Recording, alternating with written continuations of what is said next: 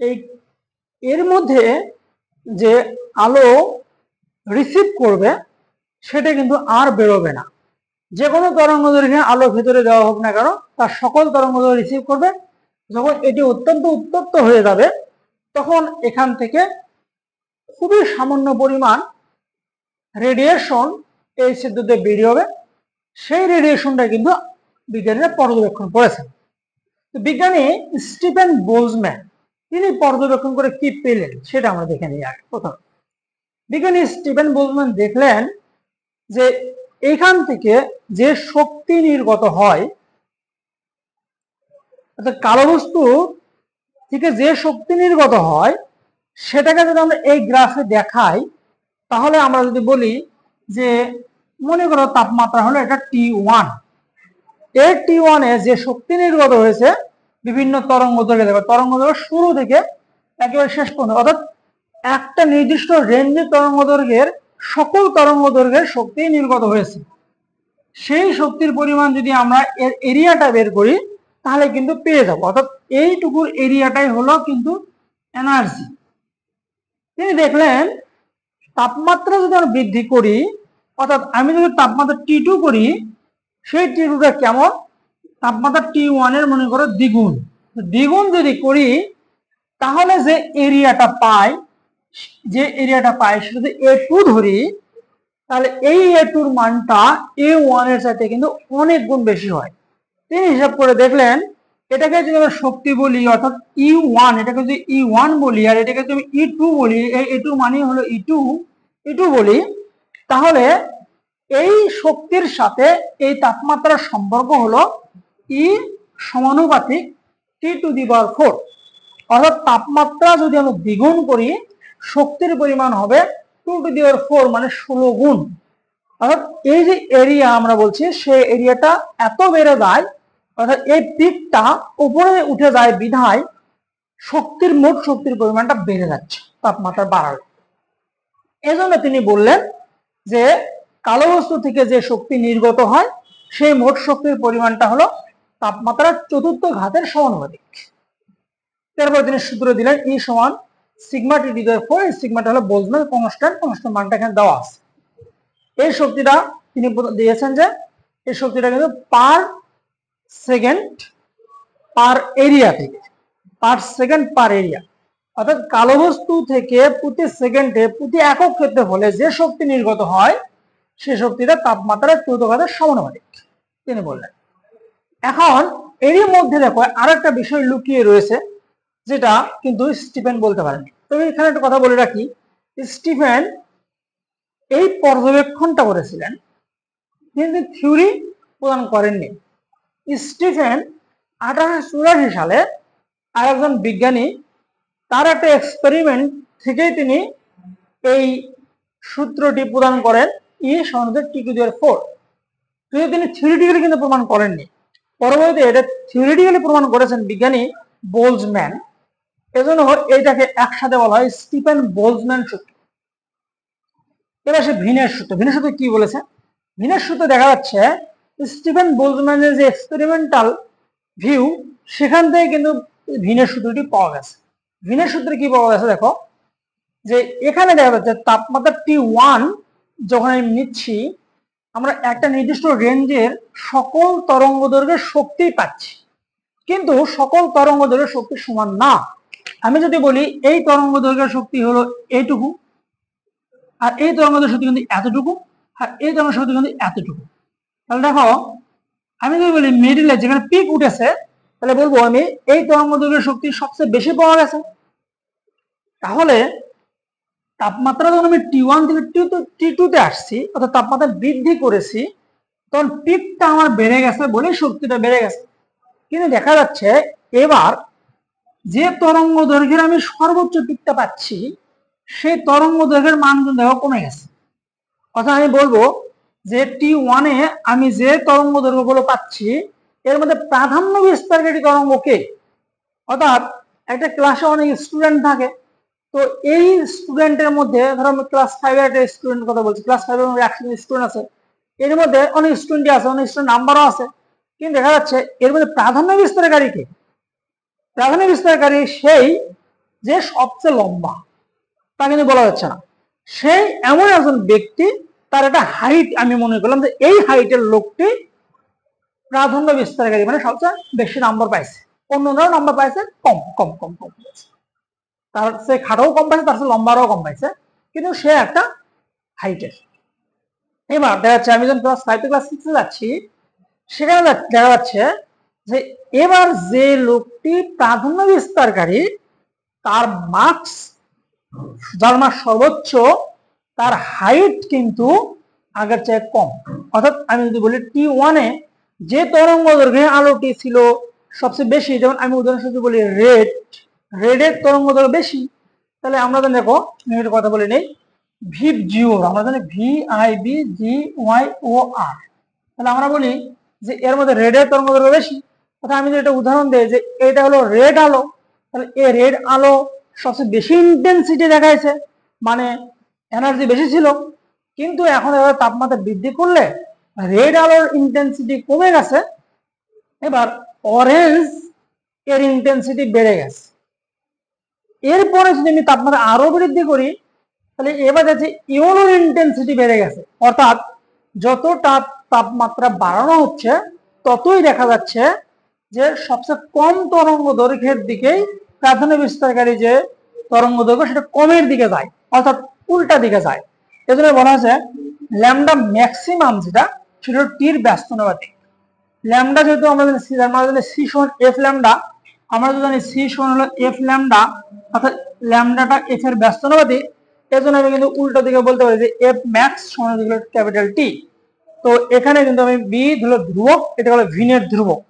তো এই যে দুটি সূত্র দেওয়া হলো, এই দুটি সূত্র একটিও কিন্তু কালো বস্তু থেকে যে স্পেকট্রামের, অর্থাৎ বিভিন্ন তরঙ্গ দৈর্ঘ্যে যে আলো নির্গত হয়, কোন তরঙ্গ দৈর্ঘ্যে আলো কতটুকু নির্গত হয়, এই বন্টন সূত্রটি কিন্তু কেউই প্রদান করতে পারেননি। পরবর্তীতে বিজ্ঞানী ভিন আরেকটি বন্টন সূত্র প্রদান করেন, সেটা হলো এটা। তো এটাকে আমি বলবো হলো চৌদ্দঘাতের সূত্র। এটা বলা হয়, এটা বলা ভিনের সাধারণ সূত্র, আর এটাকে বলা হয় ভিনের বন্টন সূত্র। তো ভিনের বন্টন সূত্র অনুসারে এখানে দেখা যাচ্ছে যে এক্সপেরিমেন্টাল যে ভিউটা আমরা দেখতে পাচ্ছি, এখানে এক্সপেরিমেন্টাল রেজাল্ট দেখতে পাচ্ছি, সেই রেজাল্টটা দিকে তুমি তাকাও। তাপমাত্রা যদি আমি অসীম করি, তাপমাত্রা যদি আমি অসীম করি, তাহলে অসীম 1 ভাগ অসীম মানে 0, তাহলে 0 যদি হয় ইটিতে 0 মানে 1। তার মানে দেখো আমরা জানি যে স্টিফেনের সূত্র অনুসারে তাপমাত্রা আমি যদি বাড়াই, পিকটা উপরের দিকে উঠবে, তাহলে পিকটা সর্বোচ্চ দিকে যাচ্ছে, মানে অনেক বেশি পাওয়ার কথা।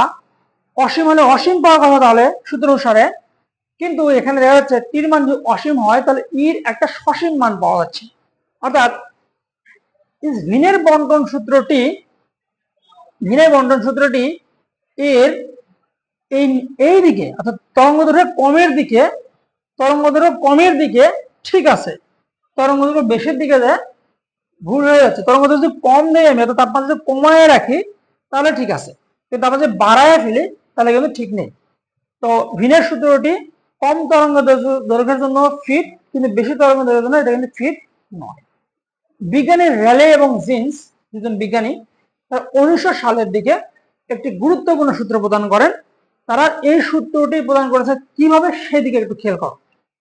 এটা যদি দেখি আমরা, এই যে আমাদের যে ক্যাভিটি রয়েছে, আসলে এই ক্যাভিটি, ওইখানের কথা বলে রাখি তোমাদের, ভিনের বন্টন সূত্রটি প্রদান করা হয় কিন্তু তাপগতিবিদ্যার তত্ত্বের উপর ভিত্তি করে। আর হেলি এবং জিন্স তিনি যে সূত্রটি প্রদান করেছেন, সেটা হলো ক্লাসিক্যাল ফিজিক্স, অর্থাৎ তরঙ্গের তত্ত্বের উপর ভিত্তি করে এই সূত্রটি প্রদান করা হয়।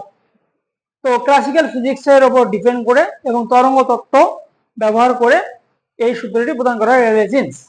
কিভাবে প্রদান করে খেয়াল করে দেখো।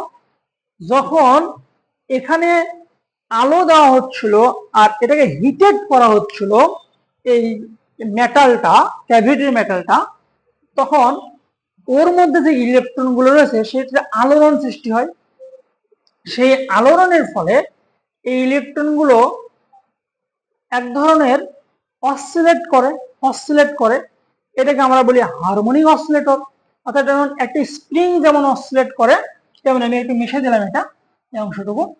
তেমনই দেখো এই যে স্প্রিং যেমন আমরা জানি টেনে ছেড়ে দিলে অসিলেট করে, বুঝেছে, তেমন এই ইলেকট্রন কি করে, অসিলেট করে। এই ইলেকট্রন যখন অসিলেট করে তখন ইলেকট্রন তার যে শক্তি সেই শক্তিটা সে নির্গত করে ইলেকট্রোম্যাগনেটিক ওয়েভ রূপে। সেই ইলেকট্রোম্যাগনেটিক ওয়েভ এর ভিতরে কিন্তু এক ধরনের স্থির তরঙ্গের সৃষ্টি করে। সেই স্থির তরঙ্গগুলোই কিন্তু বেরিয়ে আসে এদিক দিয়ে। তো এখন আমরা যদি হিসাব করতে পারি যে এখানে মোট স্থির তরঙ্গর পরিমাণ কত, তাহলে স্থির তরঙ্গ তৈরি করলো কে, তৈরি করলো হলো এই মেটাল ভিতরের যে ইলেকট্রন গুলো রয়েছে সেই ইলেকট্রন।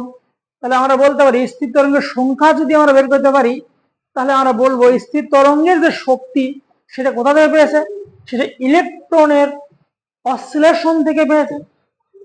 এখন ইলেকট্রনের যে অসিলেশন থেকে যে পেল সেই ইলেকট্রনের অসিলেশন অর্থাৎ ইলেকট্রনের যে কম্পন এইটাকে তুলনা করা হয়েছে কার সাথে, দেখো এটাকে তুলনা করা হয়েছে, এটা হলো বোলজম্যানস একজন বিজ্ঞানী, তার ইকোপার্টিশন থিওরি তিনি দিয়েছেন। কিন্তু বোলজম্যানের ইকোপার্টিশন থিওরি অর্থাৎ সমবিভাজন নীতি, একটা সূত্র রয়েছে সমবিভাজন নীতি।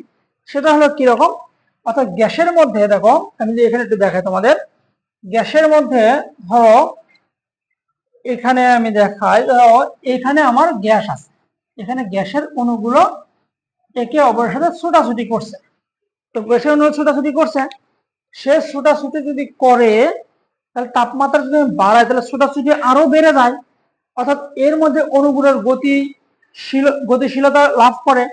এখন সকল অণুর কিন্তু একই গতি থাকবে না, কোনো অণুর গতি 0 হতে পারে, কোনো অণুর গতি তোমার ম্যাক্সিমাম হতে পারে, কোনো হয়তো স্লোলি চলতে পারে, কোনো হাই স্পিড চলতে পারে।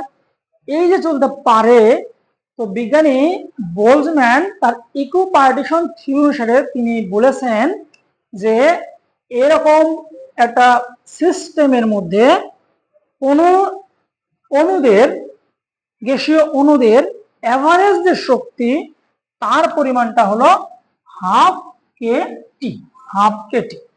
এবং তিনি ওখানে দেখিয়েছিলেন, এই চিত্র দিকে তাকাও, গ্রাফের দিকে তাকাও, যে যদি এর শক্তি অর্থাৎ তাপমাত্রা যদি কমিয়ে দেওয়া হয় তাহলে দেখা যাচ্ছে যে এর এনার্জির মানটা যে কমিয়ে দেওয়া হয় তখন এনার্জি 0 হয়ে যাবে। সে অবস্থায় সর্বোচ্চ আমরা গ্যাসীয় অণু পাবো যাদের এনার্জি 0, যদি আমি 0 থেকে নিয়ে আসি। কিন্তু যদি আমি তাপমাত্রা বৃদ্ধি করতে থাকি তাহলে তো এনার্জি বাড়বে, তাহলে সর্বোচ্চ এনার্জি পাওয়ার যে সম্ভাবনা, সর্বোচ্চ এনার্জি সম্পূর্ণ কণা পাওয়ার যে সম্ভাবনা তা কিন্তু ধীরে ধীরে কমতে থাকে, কমতে থাকে। অর্থাৎ সর্বোচ্চ এনার্জি সম্পূর্ণ কণার পাওয়ার সম্ভাবনা কমতে থাকে। তার মানে কি বোঝালো, দেখো তুমি যদি তাপমাত্রা কমিয়ে ফেলো তাহলে এনার্জি কমবে, এটা স্বাভাবিক। এই অবস্থায় এনার্জি 0 করো তাহলে সকল অণুই এনার্জি 0। কিন্তু যদি তুমি তাপমাত্রা বৃদ্ধি করতে থাকো তাহলে সকল অণুর কিন্তু শক্তি হাইয়েস্ট লেভেলে পৌঁছে না, হাইয়েস্ট লেভেলে পৌঁছার যে সম্ভাবনা সেটা কিন্তু কমতে থাকে। অর্থাৎ তুমি অনেক তাপমাত্রা বৃদ্ধি করা মানে এই নয় যে সকল অণু অনেক তাপমাত্রায় উঠবে, হয়তো কিছু অণু উঠবে, কিন্তু সেই সংখ্যাটা যত তুমি তাপমাত্রা বাড়াতে থাকবা তত সম্ভাবনা কমতে থাকবে, সেটা এখানে দেখানো হয়েছে। এরই উল্টো বিষয়টা এখানে দেখানো হয়েছে। দেখো কিভাবে দেখানো হয়েছে এখানে, যে আমি যদি এখন মোট এনার্জির কথা চিন্তা করি যে সকল গ্যাসীয় অণুর শক্তিটা কেমন, অর্থাৎ সকল গ্যাসীয় অণুর যদি আমি তাপমাত্রা 0 করি তাহলে তো কারোই কোনো শক্তি থাকবে না, মানে শক্তি 0, শক্তি 0। কিন্তু যদি আমি এবার তাপমাত্রা বাড়াতে থাকি তাহলে তো গ্যাসীয় অণুদের শক্তি বাড়বে, বাড়বে, বাড়বে, বাড়বে। তুমি যদি এখানে খেয়াল করে দেখো যে এইখানে দেখো এই মাঝামাঝির কথা যদি চিন্তা করি আমি, এর মান যদি আমি অর্ধেক নিই, এর মান যদি অর্ধেক নিই তাহলে এর গুণফলটা কিন্তু সর্বোচ্চ হবে। তুমি যদি এমনি উদাহরণস্বরূপ বলো যে এদিকে ধরো 1 2 3 4 5 6 10 পর্যন্ত গেলা, আর এদিকে তুমি 1 2 3 4 5 6 10 পর্যন্ত গেলা, তাহলে দেখো এদিকে যদি 10 নয়, এদিকে 10 নয়, 10 10 কিন্তু 100, আর কোনো দুটি সংখ্যা গুণ করলে কিন্তু 100 হবে না। তার মানে কি বোঝাচ্ছে, অর্থাৎ আমি যখন গ্যাসীয় অণুদের তাপমাত্রা বৃদ্ধি করতেছি তখন গ্যাসীয় অণুর যে শক্তিগুলো সকলের সাথে সমান সমান না। ধরো কারো 10 জুল, কারো 12 জুল, কারো 15 জুল, কারো 20 জুল, কারো 5 জুল, কারো 0 জুলে হতে পারে। সবকিছু মিলিয়ে যে শক্তি, সেই শক্তিটা কিন্তু তাপমাত্রা বাড়ানোর সাথে সাথে একটা পর্যায়ে সর্বোচ্চ পৌঁছে আবার কমা শুরু করে।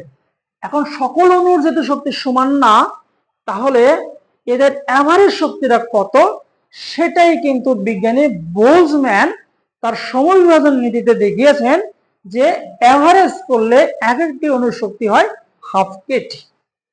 এটা যদি আমরা একটা কণার যদি ফ্রিডম, তোমার কি বলে এটাকে, স্বাধীনতার যে মাত্রা 3টা যদি হয় তাহলে শক্তি হবে কোনো একটা অণুর 3 গুণন হাফ কেটি। কারো যদি স্বাধীনতা 5টা হয় তাহলে 5 গুণ হাফ কেটি।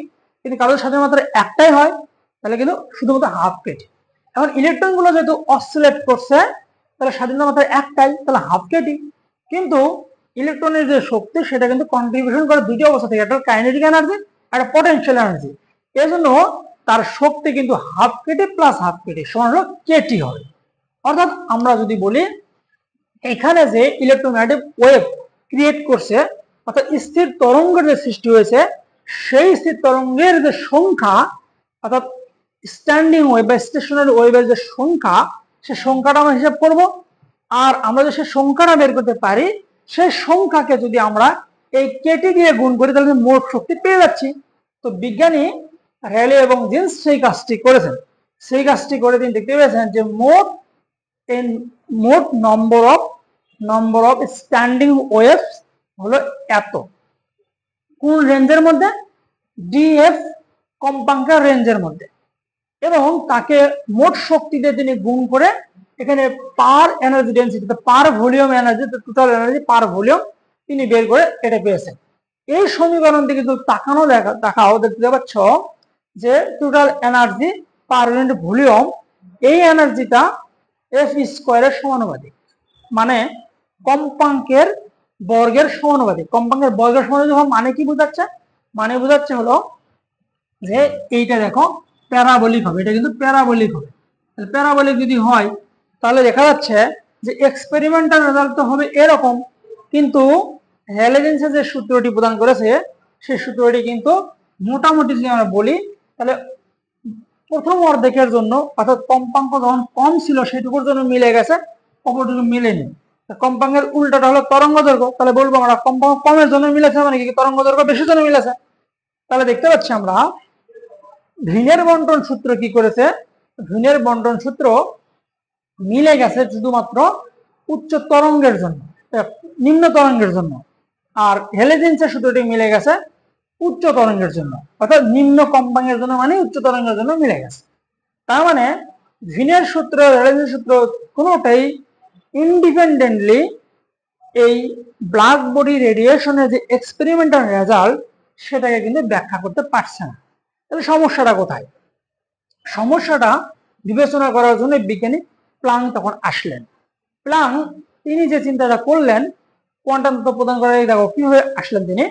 প্লাঙ্কের তত্ত্ব কিন্তু তিনি যে কোয়ান্টাম তত্ত্ব কিন্তু জেনে কিন্তু এখানে আসেননি। তিনি মূলত কি কাজটি করলেন দেখো, তিনি জানেন যে রেজাল্ট আমার এরকম হতে হবে, কিন্তু হ্যালোজেনের সূত্র অনুসারে রেজাল্টটা এই দিকে যাচ্ছে। তাহলে তিনি, আমরা যেমন কোনো একটা যখন প্র্যাকটিক্যাল করি, কোনো মান যখন রেজাল্ট যখন পাই, জির মান বের করবো আমি, সরল দৈর্ঘ্যের সাথে জির মান সঠিক আসছে না, তখন আমরা কি করি, হয়তো খাতায় এল এর মান বা টির মান পরিবর্তন করে কিন্তু জির মানটা আমরা 9.8 আনতে পারি। ঠিক এরকম একটি কাজই করলেন বিজ্ঞানী ম্যাক্স প্লাং। তিনি কি করলেন দেখো, এই সূত্রের দিকে তিনি তাকালেন। এই সূত্রের দিকে তাকায় তিনি বলছেন দেখো, এই সূত্রের যদি আমি এই যে এভারেজ এনার্জি তিনি বললেন যে এভারেজ এনার্জি কম কম্পাঙ্কের জন্য ঠিক আছে, কম কম্পাঙ্কের জন্য ঠিক আছে। তিনি বললেন যে এই এভারেজ এনার্জি যদি কম্পাঙ্কের মান 0 বা তার কাছাকাছি হয় তার জন্য এভারেজ এনার্জি এটা ঠিক আছে, কারণ সূত্রটা ঠিক আছে, তিনি বলেন ঠিক আছে।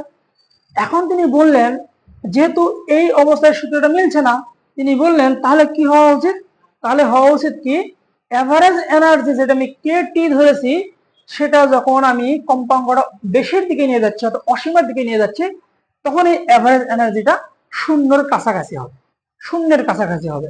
তাহলে সূত্রটা মিলে যাচ্ছে। এই কেটির মানটা কখন, কেটির মানটা কেটে ঠিক আছে কখন, যখন এফ এর মানটা কম, কিন্তু এফ এর মানটা যখন আমার অসীমের দিকে যাবে তখন এই কেটির মানটা যদি শূন্যের দিকে নিয়ে যাই আমি, তাহলে দেখো এটুকুর মানটা কিন্তু শূন্যের দিকে যাবে। অর্থাৎ এফ এর মান যাই হোক না কেন আমি যদি শূন্য দিয়ে গুণ করি তাহলে কি হবে, শূন্য হয়ে যাবে। তো এই কারণেই তিনি চিন্তা করলেন তাহলে কিভাবে এটা ব্যাখ্যা করা যায়। তখন তিনি বললেন যে এখান থেকে যে ইলেকট্রোম্যাগনেটিক ওয়েভ নির্গত হচ্ছে অর্থাৎ অসিলেশন থেকে যে ইলেকট্রোম্যাগনেটিক ওয়েভ নির্গত হচ্ছে এই এনার্জিকে যদি আমি কন্টিনিউয়াস এনার্জি বিবেচনা না করে আমি যদি এটাকে ডিসক্রিট করে দেই তাহলে কিন্তু অ্যাভারেজটা কমে যায়। কিভাবে দেখো, আমি যদি বলি এখানে বিভিন্ন অণুর বা বিভিন্ন অসিলেশনের ইলেকট্রোম্যাগনেটিক ওয়েভের শক্তির অ্যাভারেজ হলো মনে করো kt। এখন আমি এখানে কিন্তু আমি ধরে নিচ্ছি প্রত্যেকটা ইলেকট্রোম্যাগনেটিক ওয়েভের যে শক্তি কারো বেশি কারো কম সবকিছু মিলিয়ে মোট শক্তি হলো এত।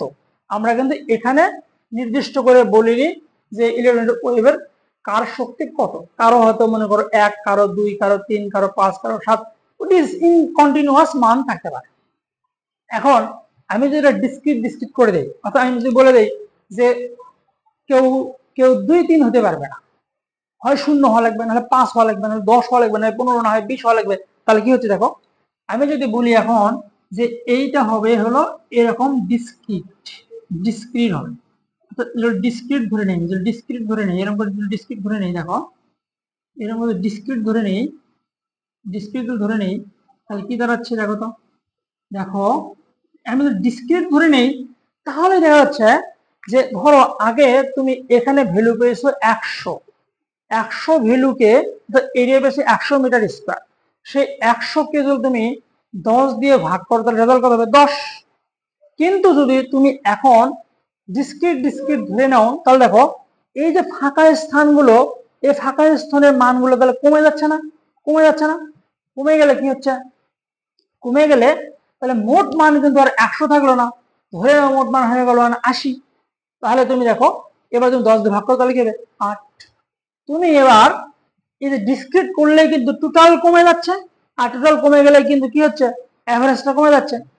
এখন তুমি যদি এবার আরো আরো যদি এই যে ডিসক্রিট যেটা করেছো অর্থাৎ যে উইথ প্রস্থ যে রেখেছি আমি সেটা কিন্তু আরো বড় করে দেই তাহলে কি হবে দেখো, আমি এই দিকে আরো বড় করে দিচ্ছি, দেখো কি হবে, আমি যদি এটা বড় করে দেই দেখো, এটা বড় করে দেই তাহলে কি দাঁড়াচ্ছে দেখো, দেখো বড় করে দিলে দেখো কি হচ্ছে, দেখো আমি যদি বড় করে দিই দেখো, বড় করে দিলে কিন্তু আরো কিন্তু কমে যাচ্ছে।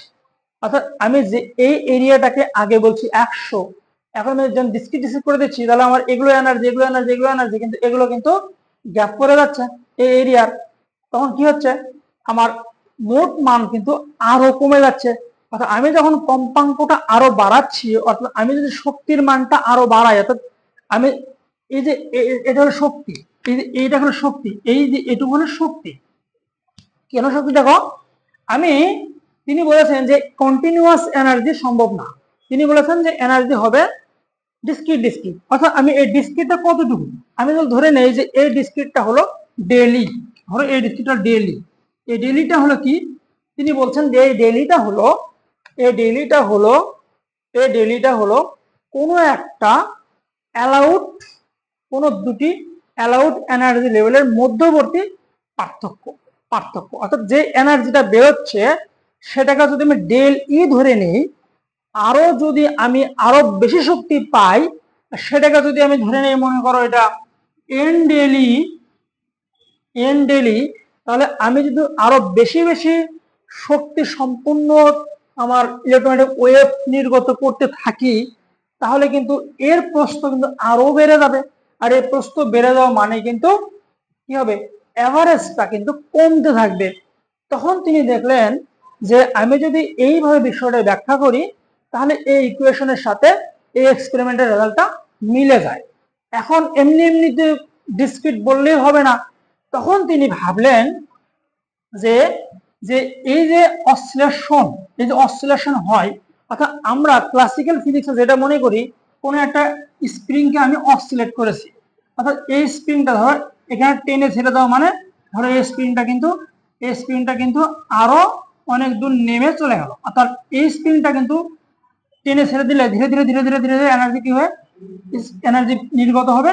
আর এই স্প্রিং এর যে এইটুকু যদি আমি এক্স বলি তাহলে এর শক্তি কিন্তু হাফ কে এক্স স্কোয়ার।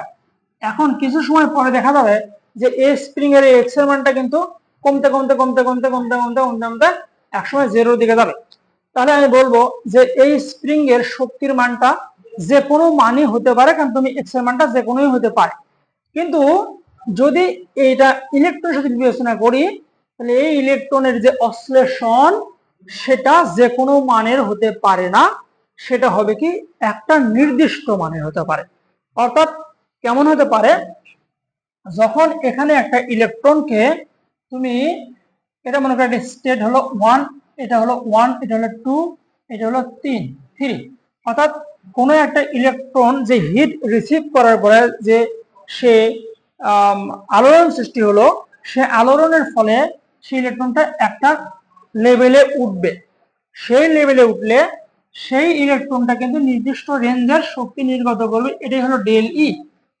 এখন সেই ইলেকট্রনটা কিন্তু আরো একটা উপরে লেভেলে উঠতে পারে, তাহলে তার যে শক্তি সেটা হবে 2 ডেল ই। অর্থাৎ এইভাবে এখানে যে রেডিয়েশন নির্গত হবে সেই রেডিয়েশনের যে এনার্জি সেটি হতে পারে ডেল ই, 2 ডেল ই, 3 ডেল ই বা n ডেল ই। তাহলে কি দেখা যাচ্ছে, আমি যদি এই ডেলিটা বড় বড় করে ধরে নেই যে অনেক বড় বড় ডেলি বেরোচ্ছে, মানে ধরো 5 ডেলি, 7 ডেলি, 10 ডেলি এরকম বেরোচ্ছে, তখন কি হয় এই যে ডিসক্রিটনেসটা এটা কিন্তু আরো বেড়ে যাচ্ছে। আর ডিসক্রিটনেসটা আরো বেড়ে যাওয়া মানে এভারেজ এনার্জি কিন্তু কমে যাওয়া। তাহলে তিনি চিন্তা করলেন যে আমি এখানে যে বিষয়টি বিবেচনা করছি তার সাথে আমার এই এক্সপেরিমেন্টালে যদি আমি এটার সূত্র ব্যাখ্যা করতে যাই তাহলে মিলে যাচ্ছে। তখন তিনি চিন্তা করলেন তাহলে এটাই সত্য হবে যে এখান থেকে শক্তিগুলো ডিসক্রিট ভাবে নির্গত হয়, এখানে কন্টিনিউয়াস শক্তি নির্গত হয় না। কিন্তু আগেকার বিজ্ঞানীরা যেহেতু তারা অশ্লেষণ অর্থাৎ তরঙ্গর সাথে তরঙ্গ তত্ত্ব ব্যবহার করেছেন, তরঙ্গে আমরা জানি যে তরঙ্গের যে শক্তি সেটা কিন্তু অ্যাম্পলিটিউডের উপর ডিপেন্ড করে, এজন্য তারা ওইভাবে চিন্তাটা করেছিল। এখন বিজ্ঞানী ম্যাক্স প্লাঙ্ক তখন কি করলেন, এই যে বোলজম্যান ডিস্ট্রিবিউশন যে ল, সেই ডিস্ট্রিবিউশন ল হলো এটা। বোলজম্যান ডিস্ট্রিবিউশন লয়ে এই সূত্রটাই গ্যাসীয় অণুদের জন্য এভারেজ শক্তি নির্ণয়ের সূত্রটা ছিল এটা। সে এভারেজ শক্তি নির্ণয়ের যে সূত্র ই এভারেজ সমান e to the power e epsilon divided epsilon KT to the power KT minus 1। এই সূত্রে যে এপসাইলন, এই এপসাইলনের জায়গায় যদি আমরা এখন এই এন ডেলি বসায় দেই তাহলে কিন্তু এই এন ডেলি, আর তিনি যেহেতু চিন্তা করলেন যে এই কম্পাঙ্ক অর্থাৎ এই শক্তির পরিমাণটা তাপমাত্রা বাড়ালে এই ডিসক্রিটটা বেড়ে বেড়ে যায়, তাহলে এই ডিসক্রিটনেসটা এফ এর সমানুপাতিক হবে, অর্থাৎ এই ডেলিটা হবে এফ এর সমানুপাতিক। এই ডেলি সমান এফ এর সমানুপাতিক মানে হলো এই ডেলি সমান সমান হলো এইচ এফ। এই এইচটাকেই বলা হয় হলো প্লাঙ্কের কনস্ট্যান্ট। অর্থাৎ তিনি পরবর্তীতে বললেন যে এই ডিসক্রিট অর্থাৎ মিনিমাম যে এনার্জি সেটার পরিমাণটা হবে একটা এইচ এফ এর সমান, একটা এইচ এফ এর সমান। এর চেয়ে বেশি হতে পারে, সেটা 2h হতে পারে, 3h হতে পারে, 4h হতে পারে। তিনি এবার এই এইচ এফ এর মানটা এই জায়গায় বসিয়ে দিলেন, বসিয়ে দিয়ে তিনি আবার এনার্জি নির্ণয় করলেন কার মতো করে, ওই হ্যালোজেন্সের সূত্রটার মতো করে তিনি নির্ণয় করলেন। নির্ণয় করতে যেয়ে তিনি যে মূল সূত্রটি প্রদান করলেন সেটা হলো ইউ ল্যামডা ডি ল্যামডা সমান 8πAc divided lambda to the 5 1 divided e to the ac divided lambda kt minus 1 d lambda। এটাই হলো প্লাঙ্কের কোয়ান্টাম তত্ত্ব। অর্থাৎ তিনি ব্ল্যাক বডি রেডিয়েশনটা ব্যাখ্যা করতে যেয়ে তিনি চিন্তা করে দেখলেন যে ইলেকট্রন যে অসিলেশন ঘটে সেখান থেকে যে কোনো মানের শক্তি নির্গত হতে পারে না, সেখান থেকে শক্তি নির্গত হয় ডিসক্রিট মানে। এই যে ডিসক্রিট নেচার ব্যাখ্যাটা তিনি করলেন, এটাকে বলা হচ্ছে হলো প্ল্যাঙ্কের কোয়ান্টাম তত্ত্ব। এই তত্ত্ব অনুসারে কোনো একটা ইলেকট্রোম্যাগনেটিক ওয়েভের মিনিমাম এনার্জি হবে এইচএফ বা এইচএফ এর এন গুণ। এনটা হলো ইন্টিজার, এর মানে শূন্য হতে পারে, এর মানটা 1 2 3 যে কোনো মানে হতে পারে। ধন্যবাদ সকলকে, এখানে শেষ করছি। আল্লাহ হাফেজ।